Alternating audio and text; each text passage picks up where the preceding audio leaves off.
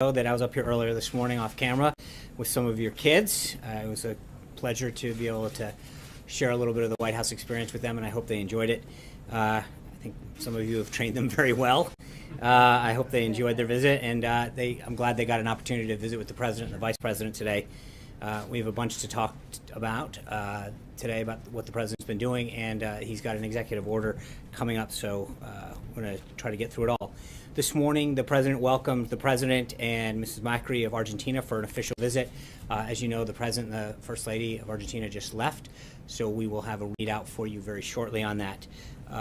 We've got at 2 p.m. the President will be signing a memorandum on aluminum imports and threats to national security, so we'll try to keep this briefing on time. I know Secretary Ross spoke about the memo that the President's signing a bit yesterday, but I want to reiterate that the American aluminum industry is in trouble, having declined down to the lowest levels of aluminum that we've produced since 1952. It is critical for our national defenses. The Army ground vehicles and the Air Force jets, the Navy warships, but American companies are producing less aluminum than before, especially in the high purity aluminum that's used to build things like the F-35, the F-18, and the C-17s. The Secretary of Commerce has initiated an investigation to determine what effect our reliance on imported aluminum has on both national and economic security. The memo the President will sign today, similar to the memo he signed on steel, elevates this investigation and directs the Secretary to prioritize its completion. This memo, combined with similar action on steel, is an important step towards fulfilling the President's promise to, quote, put American steel and aluminum back into the backbone of our country. The President has been speaking about revitalizing the American manufacturing industry for quite a long time. Another one of the President's most significant pledges has been to ensure that the men and women who have served this nation in our military have the care, treatment, and support they so greatly deserve. So later this afternoon, the President will go to the Department of Veterans Affairs, where he will sign an executive order that will take serious action to fix the broken VA system through the establishment of the new VA Office of Accountability and Whistleblower Protection, which will remove and discipline federal employees and managers who have violated the public's trust while protecting employees that speak out about wrongdoing. The President will be joined at the VA by several veterans and their spouses who have experienced or witnessed firsthand the poor quality of treatment that unfortunately too many of these heroes have received at VA facilities, including Sergeant Michael Vierto, who lost his leg and arm when he stepped on an IED in Afghanistan in 2010, and his devoted wife and caregiver, Sarah. The President is making it clear that the delays and improper care experienced by these veterans is unacceptable. The President's action today comes on top of his signing the Veterans Choice Improvement Act last week, which gives more veterans the option of seeing the doctor of their choice without traveling long distance or waiting for VA care. These actions, which are only the beginning of his plans to modernize the VA, the President is making it clear that the Trump administration will not accept anything but the best for those who have served our nation.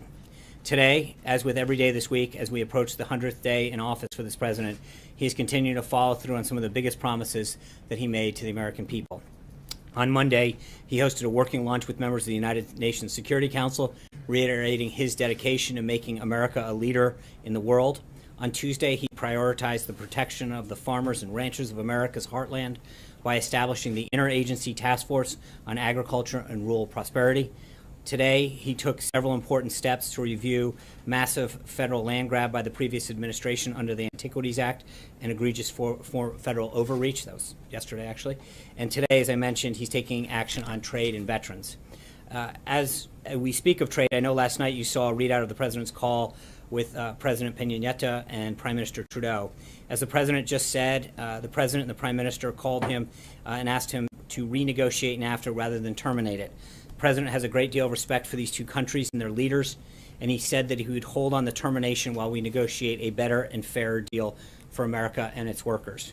But the President also made it clear that if the parties are unable to agree on a deal that is fair for American workers and companies after renegotiation, giving renegotiation a good shot, he will move forward with termination.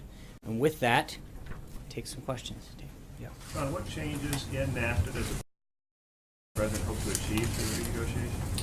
Well, I think when you look at the various sectors, it's obviously being a multilateral agreement.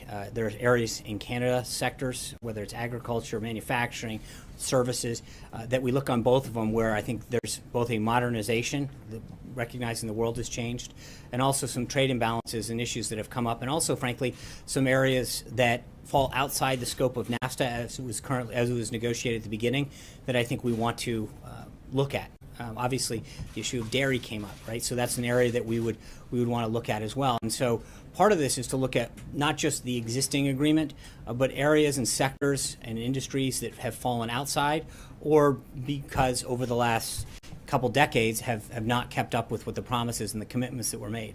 But we've got a ways to go. Matt. Thanks, John. As you know, under both the Reagan and Bush administrations, concerns about tax cut-fueled deficits were dismissed with promises of growth. And we're hearing that same sort of rhetoric now. The deficit increased a great deal under both those administrations after the tax cuts. What's different about the president's plan that won't lead to the same sort of ballooning of the deficit? Well, there's a few things. Number one, we outlined those principles yesterday. We've got a lot of work to do with Congress, and I think it's moving in a very positive direction. There's a lot of pay-fors, as they call them, in this proposal that will continue to be refined as we move forward and negotiated with Congress. So there's a lot of things, but I think the president laid out a plan that achieves or seeks to achieve three basic things. One is economic growth and job creation. Two is a simplification so that the American people can actually file their taxes in a rather normal process that doesn't require a ton of money and time. And three is to do stuff that makes create a better business climate that makes sure that manufacturing and job creation and people want to hire here, and that we help the middle class. Those are the three guiding principles that the president has. As we do that, one of the things that you recognize through a lot of the models here is that you're going to achieve greater economic growth. It's something that we saw both following the tax cuts in the Kennedy administration and the Reagan administration. I think that we can achieve greater growth, economic prosperity, and job creation under the plan that the president laid out. John. Thanks a lot, Sean. You may have seen the news about the Office of the Inspector General announcing that it's launched an investigation into the payment that the former National Security Advisor Michael Flynn received prior to becoming the National Security Advisor from RT, Russia Today, which is an entity of the Russian government. What's your reaction to that, first of all? I think that's appropriate. If they think that there's wrongdoing, that the department's Inspector General should look into that. Are you satisfied with the vetting that was done of General Flynn by the transition team before he came on board as the National Security Advisor? So that's a great question. I appreciate you bringing it up. Let's walk through that for a second. General Flynn was a career military officer who maintained a high-level security clearance throughout his career in the military. His clearance was last reissued by the Obama administration in 2016 with full knowledge of his activities that occurred in 2015, as you point out. So the issue is, he was issued a security clearance under the Obama administration in the spring of 2016. The trip and transactions that you're referring to occurred in December of 2015, from what I understand. So, obviously, there's an issue that, as you point out, the Department of Defense Inspector General is looking into. We welcome that, but all of that clearance was made by during the Obama administration, and apparently with knowledge of the trip that he took. So that's how the process works, and I welcome the Department of Defense's IG's review. Jordan. If he wasn't fired by the president if he wasn't fired by the president for lying to the vice president, would he still have a job today, right here at the White House? I will just say that I think the president made the right call at the right time, and it's clearly paid off. Jordan. Thank you, Sean. Given the progress that congressional Republicans have made on the health care talks, does the president want a vote on that bill this week? He wants a vote when they have 216 votes, and I feel very good about the progress that's being made to get to that number. And I think Speaker Ryan's comments this morning indicate that it's moving in the right direction, and that should be good news for everyone in America as we move towards a system that creates a health care system that serves us and that makes sure that premiums don't skyrocket like they are now, and that we're able to see the doctors that we want to see and have plans that have competition in them. Amen. There's no vote this week. The president won't be disappointed. I think the president wants a vote and wants a health care system as soon as possible, but that's going to be dictated by the Speaker and the Majority Leader and the Majority Whip in the House when they feel they have the votes. That being said, as we've now maintained for the last several days, we feel very positive about the work that's being done to get to that and the reaction that we're having. As you recall, there was a lot of members that had initially had some problems, and we're very pleased with the reaction, the public reaction that they are having to what is currently been negotiated, and I think it's only getting bigger, and that's welcome news. Amen. Thanks, Sean. On the president's tax plan, we've been getting a little bit of mixed signals here on exactly what his vision is in terms of retirement savings. Can you lay out what the president's vision is for 401ks and particularly tax deductions surrounding those? Does the president imagine removing those deductions entirely along with the other deductions, or is he going to protect those? So the Secretary of the Treasury and Director Cohen yesterday both talked about that the current plan right now both protects charitable giving and mortgage interest, and that's it. As we move forward with negotiations in the House and the Senate, that plan will continue to flesh out. But one of the benefits of the tax plan on the individual side in particular is by expanding the standard deduction to $24,000 for a married couple. That really effectively creates a bracket of zero taxes for many, many Americans, and that's good news. We're going to see more and more Americans get some relief that they so desperately need. These tax deductions, though, of course, comes with its own group, its own lobby, its own interest group. Yes. They fight very hard for these things. Are you guys prepared for a battle on all those tax deductions, eliminating all of those? I mean, politically, that's a big lift. Well, I think the one interest that the president's going to fight for are the American people and the American worker. That's what he made his entire campaign about, is putting America first, and he's going to fight hard. His special interest is the American people, and making sure that whether it's putting more money in their pocket or making sure that the economic growth leads to more jobs and greater manufacturing, that's the one interest that he's fighting for every day.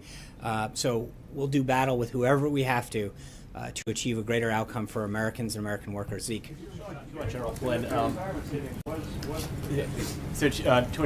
Flynn, first you said earlier, you emphasized the Obama administration had reissued his clearance last year. Yeah. So is the implication there that we should be taking that if the Trump administration was the one adjudicating his clearance this year, he would not have been issued that clearance now that the White House knows everything that there is about General Flynn? No, I think I'm just making sure people understand the process and how it works. And the way a process works is that if you have a top security clearance, you fill out a form. There's an investigation done. You are reinvestigated every 5 years if you are able to maintain that clearance. And whoever owns that clearance, whether it's the FBI or the Department of Defense, goes out, does the investigation. In between that period, you're responsible for updating the information that you've provided in accordance with the agency that issued that. My only point is that when General Flynn came into the White House, he had an active security clearance that was issued during the Obama administration with all of the information that's being discussed that occurred in 2015. So I guess my only point is to explain how the process works and who adjudicated that. You're not implying wrongdoing on the part of No, that's why the Department of Defense Inspector General's looking into this to see how that process works. But I think it's important for folks to understand that when someone applies for a clearance, they get that clearance. It's issued at the top security clearance level for 5 years, and that the person who has been issued it then has a legal obligation to update the issuing agency any variances in what they supplied as information to obtain that clearance. Finally, when you were here on February 14th, the morning after General Flynn was fired by the president, you said that the president asked him to leave the White House because of the situation regarding the phone call from Russian ambassador and the vice president, but also, quote, a series of other questionable instances. I was hoping now you can provide some more information now that more, some of his financial dealings in particular are now have come to light. Is that what led to his termination at the White House? I think we addressed it at the time, and I think but I that's right, and I think the president made the right decision at the right time, and he continues to stand by that. Major. A couple of things that have been brought up to you today. John's question, not the process, but your own vetting, meaning the transition. Are you satisfied that met the standard that should have been met with Michael Flynn? And are there any regrets that this White House has about bringing him in, knowing what you know about him now, and seeing the behavior that would be plainly inconsistent with the standard that candidate Trump set during the campaign? Well, with respect, you're saying our process. The process is every government employee who's eligible for a clearance goes through the same process. So it's not, we don't have a unique That's not process. the only question you asked Michael Flynn. Couldn't possibly be the only thing you asked him. When someone comes in, the question is, do they have a clearance? If not, they apply for one.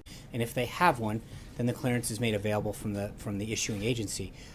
That's, you can't, the whole reason you have a clearance is so that someone is found whether or not they're. As you just said, Zeke, it was not just the episode with the Russian ambassador, it was other instances. Those things have come to light. Any regret about bringing Look, I would just say the president. have this done, and knowing what you know now, did you miss something and you regret bringing Michael Flynn in? I think the president made the right decision at the right time, and it's been pretty clear that he you know. You regret bringing Flynn in. No, I'm just saying he made the right decision, and I think we looked forward from that decision, and the decision stands. On the question about, Gary Cohn, the Treasury Secretary, left us with the implication yesterday when asked about retirement savings that they were protected. What you just said is indicated they might not be. Can you help us understand? I can't. Let me get back to you on that. I was not clear on that distinction. I will have the Treasury folks read that out for you. So General Flynn came in with just the Obama administration vetting, is that right, Sean? That's how okay. Because that's the impression you're giving. It is. That General Flynn came in and he walked through the door with just the clearance that was conducted by the Obama administration. That doesn't make any sense. Sure it does. The same way that when you applied for a credential to the White House press briefing room, when you were here, hold on, hold on. Let me explain the answer to you, Jim. Calm down. The kids have gone. And I'm trying to answer it, Major. This is the answer. When you applied, hold on, listen. When you applied to come here to this briefing room, as a member of the press, you applied and you filled out certain forms with the Secret Service to have your background run. When I came in here on January 20th, the people that had been cleared the day before were cleared on the 20th, the 21st, and et cetera. We didn't rerun your background. We trust that when you were cleared the first time, whether if you were cleared on December 15th or January 20th, that you were still, that your background check still cleared. Every individual came into this White House, either applied for a security clearance or had one.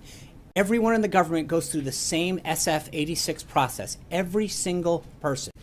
And so why would you rerun a background check on someone who was the head of the Department of the Defense Intelligence Agency that had and did maintain a high-level security clearance? That's it. It doesn't, there's no difference between administrations. When you come in from one, they rerun it. The reason they grant them for 5 years is that it's a very extensive background where they check your contacts, your places of residence, your employment. They go out into the field, they do a lot of that work, and then you are required to maintain updates to that clearance. They re-adjudicate it every 5 years. That occurred in this case, and now the Department of Defense Inspector General is looking into it. That's how. Congressman Cummings accuses this White House of a cover-up. You say what? I was frankly taken back by his comments today because they're frankly not true. The Department of Defense was the issuing agency for General Flynn's SF-86. We referred them to the Department of Defense, who owns and issued his security clearance, and they got a copy of it. That's how the system works. The documents that he requested, he received. So, with all due respect, he got the documents that he requested. Our job, they sent a form letter to multiple agencies asking for a copy of this. What we did was properly refer him to the issuing agency and department and said, this is where you got it, and he got it. Are there no other documents that you have at this point that could be turned over to this committee? Well, that would he be asked relevant for, to this investigation? not that I'm aware of at this point. What they sent to us, they asked for the SF-86. That we referred them to the Department of Defense. That's great. 2 is they asked for a contract, all copies of his speaking engagements from a speakers bureau. I believe he was referred to the Speakers Bureau for those contracts. And 3 is they asked for all foreign contacts that he may or may not have had. Since the incident occurred that they're questioning before his employment of the White House, I think we've complied with every document that they've looked for. Caitlin. Thank you. 2 questions. 1, does the president still feel that Mike Flynn should seek immunity? I think Mike Flynn should do what his counsel advises him best to do. But what does the president? I have not asked him, but I believe that General Flynn should do what his counsel advises him to do. Adam. Secondly, Yeah. The president said he wants to start renegotiating NAFTA as soon as today. That's Has he right. notified Congress about that yet? We've been in communication with Congress for a while on this. Yes. Adam. Thank you, Sean. The president speak this morning about Puerto Rico. They're going to begin defaulting on their debt May 1st without Right. some kind of solution. There are millions of investors in the United States, senior citizens, who may not be aware that they hold funds within muni bond mutual funds that expose them to a default in Puerto Rico.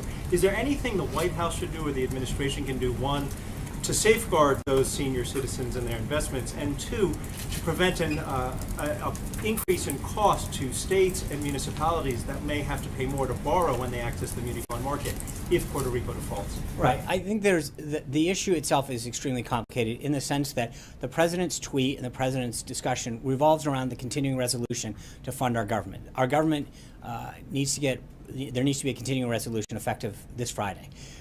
The president has done everything possible, worked extremely hard with Congress to ensure that we maintain the government open, keep the government open. The Democrats at the last minute have come in and thrown a lot of monkey wrenches into the ability for this to get done, despite the president doing everything that he can to show good faith to keep this going. So it's not just a question of they keep moving the goalpost. And the issue right now is to make sure that we do what's in the best interest of this country and our people by keeping the government open. That's the issue at hand right now, not a question of whether or not that can be dealt with. There are ways that issue can be dealt with, but throwing in it at the last minute and trying to gum up keeping the government open is probably not the most effective way. The CR is different, but Puerto Rico defaults with or without the CR. Is the administration working with Puerto Rico? And I think that is a separate issue that needs to be addressed by Congress in terms of how it gets done. I think that the method right now is to make sure that we do everything in our power to keep the government open effective Friday. George. As the tax plan evolves and we start to get details, do you believe it is a fair question for anyone to ask how that plan personally affects the president and his family? Well, I think the president's plan right now is something that every American should worry, hopefully, about how it's going to affect them. And I think when you look at the ways that this is going to benefit middle-class Americans, middle-income working Americans, grow businesses, that should be, and I think, frankly, that is the concern of most Americans out there. They're worried about their job. They're worried about whether their company's growing and expanding. They're worried about whether or not they're saving enough money and how much they're paying in taxes. And I think what the president's #1 goal right now is to provide middle-income and lower-income tax relief to Americans. And that's what his goal is, and I think that's frankly what most Americans' goal is. Cecilia. But is it a fair question to ask? That's up to every individual to ask, but I would guess that most Americans would applaud what the president's doing to spur economic growth and job creation in this country. Cecilia. If middle-income Americans should feel empowered to ask how this plan affects them, why is it that Secretary Mnuchin today could not guarantee that no one in the middle class will pay more under this proposal? I think everyone in the middle class should know that this president's plan is going to make sure that they have more in their pocket. So there is a guarantee from the White House. That's the position of the White House right now. That the position of the White House is that the goal of this of this president's tax plan is to provide them and lower income people with more money